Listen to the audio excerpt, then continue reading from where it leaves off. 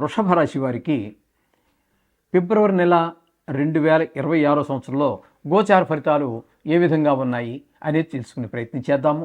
ఇది కేవలము గోచార ఫలితాలే. ఎక్కువ గ్రహాలు అనుకూలంగా ఉన్నాయని మీరు సంబరపడిపోవాల్సిన పని లేదు. అలాగే ఎక్కువ గ్రహాలు ప్రతికూలంగా ఉన్నాయని చెప్పి కంగారు పడవలసినటువంటి పరిస్థితి కూడా ఏమీ లేదు. మీ వ్యక్తిగత జాతకాన్ని ఆధారం చేసుకునే మనకి జీవితంలో మనకు జరగబోయే జీవితం ఎట్లా ఉంటుంది అనేది ఒక 75% అది ఇండికేట్ చేస్తుంది, తెలియజేస్తుంది. ఇది ఒక 10 నుంచి 15 నిష్ణాతులైన వారు చెబితేనే దీన్ని ఆ యొక్క వ్యక్తిగత జాతకానికి అనుసంధానం చేసి చూసుకోవాలి. ఇంకా కొంత % మిగిలిపోతుంది. ఇది ఒక 10, అది ఒక 75, 85. మిగతాది ఏమైంది అంటే అది బ్రహ్మగారి చేతిలోనే ఉంటుంది. దానికి కూడా చాలా చక్కటి పద్యాలు, శ్లోకాలు, శాస్త్రం చెప్పినటువంటివి ఉన్నాయి. అది ఇప్పుడు అవసరం లేదని అనుకుంటున్నాను.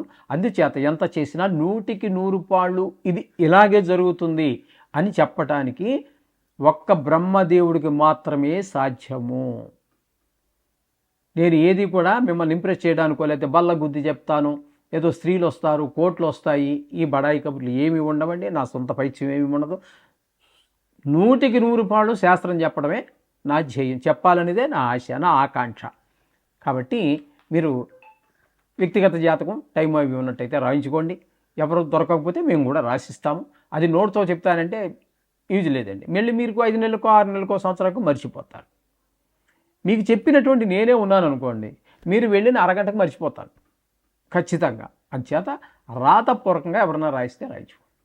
అది మీకు జీవితాంతం పెట్టుకున్నప్పటికీ కూడా చాలా ఉపయోగకరంగా ఉంటుంది. ఇందులో సందేహమే లేదు. వృషభ రాశి వారికి చతుర్థ స్థానంలో కేతుగ్రహ సంచారం జరుగుతోంది. ఈ చతుర్థ స్థానంలో కేతుగ్రహ సంచారం అనేటటువంటిది తల్లిగారికి సంబంధించిన ఆరోగ్య విషయంలోనూ మనకి తెలియజేస్తూ ఉంటుంది. అలాగే విద్య, భూమి, గృహము, వాహనము, మన యొక్క స్వభావం, ఇవన్నీ కూడా తెలియజేస్తూ ఉంటుంది. ఈ విషయాలలో కేతుగ్రహ సంచారము అంత మంచిది కాదు. ఇప్పుడు మనం చెప్పుకున్న విషయాలలో శుభ ఫలితములను ఇవ్వజాలదు. ముఖ్యంగా ఈ రియల్ ఎస్టేట్ వ్యాపారులకి, అలాగే కార్లు అవి షోరూమ్ పెట్టుకుంటారు చూడండి. కార్లు కావచ్చు, బైకులు కావచ్చు, మామూలు బైక్ కావచ్చు, మోటార్ బైక్ కావచ్చు, ఇవి కొత్తవి కానివ్వండి, పాతవి కానివ్వండి, కొన్ని పాతవి కొన్ని రిపేర్ చేసుకుని అమ్ముకునే వాళ్ళు ఉంటారు. వీళ్ళకి మాత్రం అనుకూలమైన ఫలితంలో ఈ కేతుగ్రహం 4వ స్థానంలో ఉండి అనుకూలమైన ఫలితములను ఇవ్వజాలదు. ఇకపోతే 9వ స్థానంలో భాగ్యస్థానం అయినటువంటి వృషభ రాశికి భాగ్యస్థానం అయినటువంటి మకరంలో శుక్రగ్రహ సంచారము 5 రోజులు జరుగుతోందండి. ఈ శుక్రగ్రహ సంచారము భాగ్యస్థానంలో చాలా శుభ ఫలితములను ఇస్తుంది. భాగ్యస్థానం కాబట్టి అక్కడ తండ్రి గారి ఆరోగ్యం కానివ్వండి, దాన ధర్మాలు కానివ్వండి, గుడికి వెళ్ళటం కానివ్వండి, ఒక దైవ దర్శనం చేసుకోనివ్వండి, అట్లాగే దేవుని యొక్క కృప మన మీద కలిగేటట్టుగా చాలా చక్కటి ఫలితాలన్నీ కూడా శుక్ర భగవానుడు 9వ స్థానంలో ఉన్న 5 రోజులు ఇస్తున్నాడు. తదుపరి ఈ శుక్ర భగవానుడు 10వ స్థానం అయినటువంటి కుంభరాశిలో ప్రవేశిస్తూ ఉన్నారు. ఈ కుంభరాశిలో 23 రోజులు, అంటే మనకి 28 రోజులే ఈ నెల కాబట్టి ఒక 23 రోజులు మాత్రం మళ్ళీ కుంభంలో సంచారం చేస్తున్నారు. అక్కడ కూడా చాలా చక్కటి ఫలితాలు, దశమ స్థానం కాబట్టి వృత్తి వ్యాపారాల్లో చాలా మీకు అనుకూలం. అంటే శుక్రుడు మొత్తం మీద నెలంతా కూడా మీకు అనుకూలమే. కాబట్టి షేర్ మార్కెట్లో పెట్టుబడి పెట్టేవారికి, సినిమా రంగంలో, టీవీ రంగంలో ఉన్నటువంటి వారికి కూడా అనుకూలమైన ఫలితములను ఇస్తారు శుక్ర భగవానుడు కూడా. తదుపరి రవి యొక్క సంచారం తీసుకున్నట్టయితే 13వ తారీఖు వరకు, ఫిబ్రవరి 13 వరకు 9వ స్థానంలో సంచారం చేస్తూ ఉన్నారు. అక్కడ ఈ 13 రోజులు భాగ్యస్థానంలో ఉన్న 13 రోజులు తండ్రి గారి ఆరోగ్య విషయంలో కొంచెం ఇబ్బంది పెట్టడము, అలాగే అదే గుళ్ళు గోపురాలకి వెళ్ళాలనుకున్న దేవుడి మీద భక్తి నిలబడకపోవటం, వెళ్ళలేకపోవటము, ఇట్లాంటి ఇబ్బందులన్నీ మనకి ఇక్కడ మకరంలో ఉన్న 13 రోజులు. తదుపరి కుంభంలో ప్రవేశిస్తూ ఉన్నారు దశమ స్థానంలో. దశమ స్థానంలో మాత్రం రవి భగవానుడు వృత్తిపరమైన చాలా చక్కటి ఫలితాలు ఇస్తూ ఉంటారు. ఉద్యోగార్థులు, అంటే ఉద్యోగం కోసం ప్రయత్నం ఎవరైతే చేస్తూ ఉంటారో వాళ్ళకు తప్పకుండా ఉద్యోగం వచ్చేటటువంటి పరిస్థితి మనకి కనిపిస్తూ ఉంది. ఖచ్చితంగా దశమ స్థానంలో సూర్య భగవానుడు ఏదో మరి ప్రైవేట్ జాబ్ అయితే ప్రైవేట్ జాబు, మీ క్వాలిఫికేషన్ తగింది కావచ్చు, గవర్నమెంట్ది కావచ్చు, ఏదో ఒక లేకపోతే వృత్తి, ఏదో సొంతంగా వ్యాపారం చేస్తున్నాం అనుకుంటున్నారు అనుకుందాం, అది కూడా కొన్నాళ్ళుగా వాయిదాలు పడుతూ వస్తుంది. అది కూడా మనకి విజయవంతంగా అది పూర్తి చేస్తాడు ఈ మిగతా రవి భగవానుడు 15 రోజులు కూడా.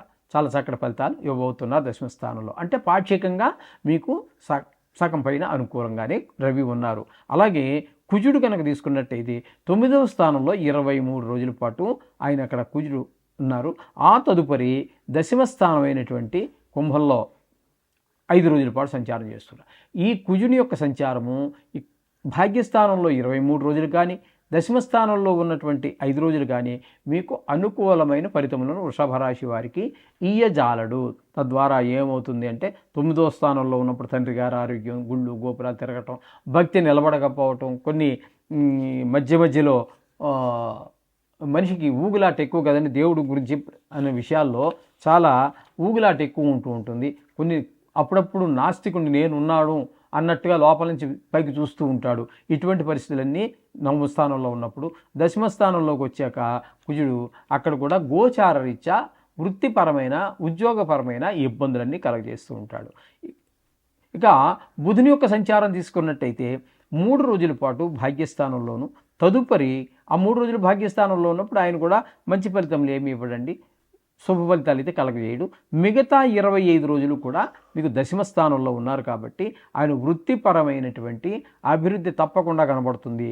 వృత్తిలో అభివృద్ధి కనబడినప్పుడు ఆర్థికంగా కూడా లాభపడే అవకాశం ఉంటుంది.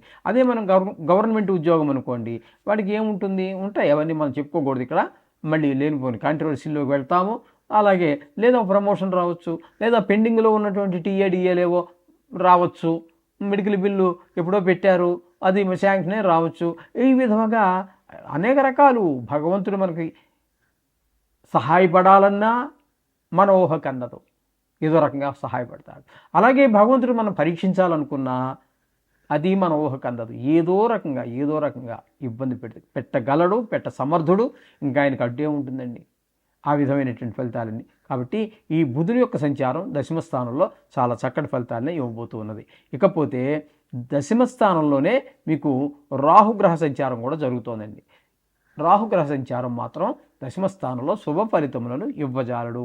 వృత్తిపరమైన అడ్డంకులన్నీ ఏర్పడుతూ ఉంటాయి. సడన్గా ఒక్కొక్కసారి మీదకు తీసుకెళ్తాడు, మళ్ళీ అక్కడి నుంచి ఎందుకు మరి వ్యాపారం అంతగా జరిగిందో ఆ వారంలో అర్థం కాదు, మళ్ళీ కింద సడన్గా వదిలేస్తాడు. మళ్ళీ ఇది ఇప్పుడు ఎందుకు వ్యాపారం తగ్గిందో కూడా మనకి ఆ వ్యాపారంలో బాగా ఎంత అనుభవం ఉన్నటువంటి వ్యాపారస్తుడికి కూడా అర్థం కాని పరిస్థితులన్నీ తీసుకొస్తూ ఉంటాడు రాహుగ్రహం ఈ వ్యాపారం దశమ స్థానంలో ఉన్నప్పుడు. ఇకపోతే శని భగవాన్ యొక్క సంచారం తీసుకున్నట్టయితే ఆయన ఏకాదశి స్థానంలో ఉన్నారు. మీకు ఆయన చాలా చాలా చాలా ఆయన చేయగలిగినంత మీకు సహాయం చేస్తారు. ఆర్థికంగా కానివ్వండి, అది ఏ వ్యవహారం మొదలుపెట్టినా అందులో మీరు విజయం సాధించడానికి ఆయన చాలా చక్కగా మీకు అనుకూలమైన ఫలితాలన్నీ శని భగవానుడు ఇవ్వబోతున్నారు. ఈ విధంగా ఉన్నాయి. అయితే ఇక్కడ ముఖ్యంగా మొత్తంగా మనం చెప్పుకుందాం. ఇక్కడ ద్వితీయ స్థానంలో ఉన్నటువంటి గురువు చాలా చక్కటి ఫలితాలు అందిస్తూ ఉన్నారు.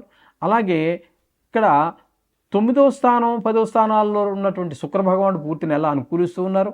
అలాగే రవి యొక్క సంచారం ఒక 15 రోజుల పాటు ఆయన అనుకూలంగా ఉన్నారు.